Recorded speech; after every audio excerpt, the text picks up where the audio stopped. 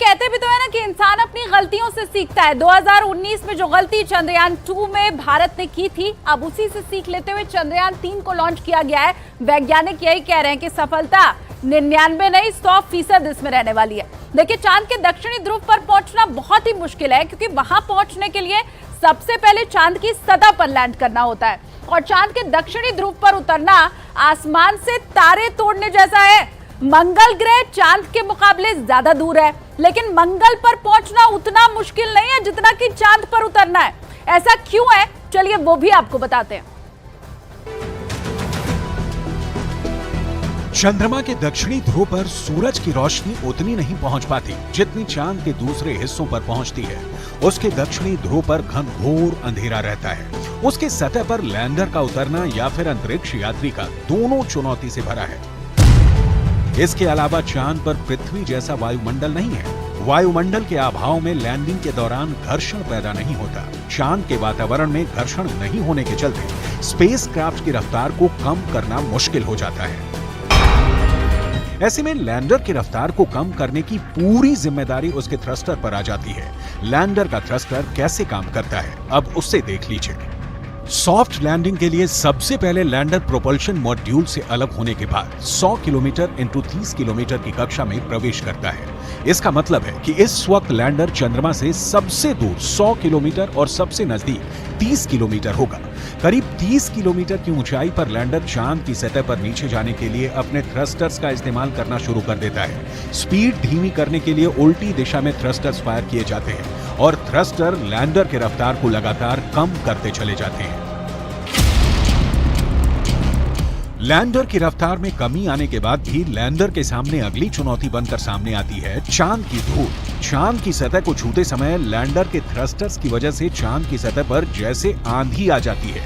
इसके चलते चंद्रमा के धरातल पर धूल उड़ने लगती है। इससे लैंडर के कैमरे के लेंस पर धूल जमा होने का डर बना रहता है। ऐसे में धूल जमने की वजह से अगर लेंस ने सही से काम नहीं किया तो गलत रीडिंग की आशंका बढ़ जाती है। अमेरिका के अपोलो 15 के लैंडिंग के इस वीडियो में आप साफ देख सकते हैं कि कैसे थ्रस्टर्स धूल के एक बादल को उड़ा देता है और ये लैंडिंग के खत्म होने के बाद भी कुछ मिनटों तक उड़ता रहता है, सब कुछ धुंधला कर देता है। वहीं मंगल ग्रह पर ऐसा नहीं है। मंगल पर वायुमंडल है। वायुमंडल है तो घर्षण भी पैदा होगा और घर्षण की वजह से लैंडर की रफ्तार कम हो जाएगी। इसके अलावा यहाँ लैंडिंग के दौरान पैराशूट का भी इस्तेमाल किया जाता है। मंगल पर लैंडिंग का सक्सेस रेट 40% है, वहीं चंद्रमा पर लैंड करने का सक्सेस रेट सिर्फ 27% है। मंगल ग्रह चंद्रमा के मुकाबले पृथ्वी से बहुत दूर है। वहीं चंद्रमा मंगल से नजदीक है, लेकिन चंद्रमा की यही नजदीकी वहां पहुंचने में मुश्किल खड़ी करती है। किसी औसत दर्जे के स्पेसक्राफ्ट को मंगल पर पहुंचने के लिए करीब 7 महीने लगते हैं। वहीं चांद पर स्पेसक्राफ्ट सिर्फ 3 से 4 दिन में पहुंच सकता है।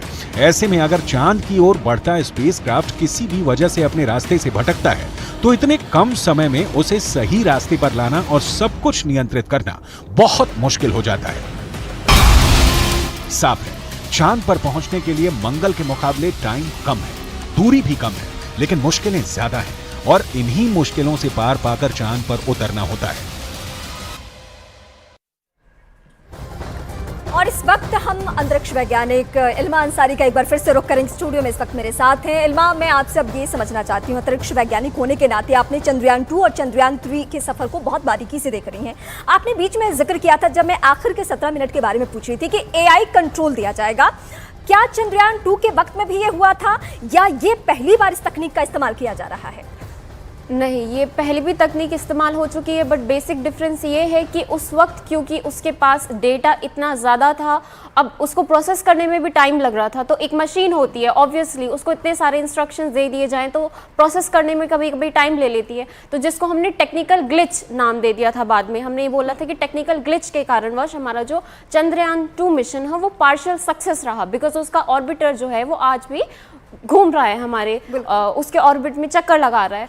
तो इस वजह से हम ये नहीं कहेंगे कि वो पहली बार हमने यूज़ किया तकनीक, वो ऑलरेडी हमने यूज़ कर चुके हैं, बट अब हमने उसका एडवांस वर्जन यूज़ किया, हमने उसको और भी बैकअप्स दे दिए हैं कि इन केस ऑल थिंग्स अगर हमारे हिसाब से नहीं जाते हैं तो बैकअप में और क्या क्या चीज़ें हो सकती हैं, अब वो भी डिसाइड कर सकता है, बिकॉज ह्यूमन उसको सजेशन देने के लिए नहीं रहेगा, ऑन इट्स ओन उसको डिसाइड करना पड़ेगा।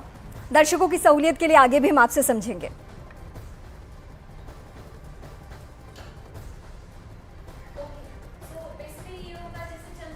है चंद्रयान 2 में क्या हुआ था, उसकी जो पिक्चर्स थी वो बहुत ज़्यादा एक बाय एक वो आती गई, वो कंफ्यूज हो गया था कि अब मुझे लैंड करना चाहिए कि नहीं लैंड करना चाहिए, और इंस्ट्रक्शन को आने में और एग्जीक्यूट करने में भी टाइम लगता है, तो जब तक उसके पास फाइनल आता, कोई भी इंस्ट्रक्शन आता, तब तक वो लैंड कर चुका था। बहुत छोटी सी ब्रेक के लिए हमें रुकना होगा, इसी पहलू को हम आगे बढ़ाएंगे, इसी पॉइंट को हम आगे आपसे समझेंगे।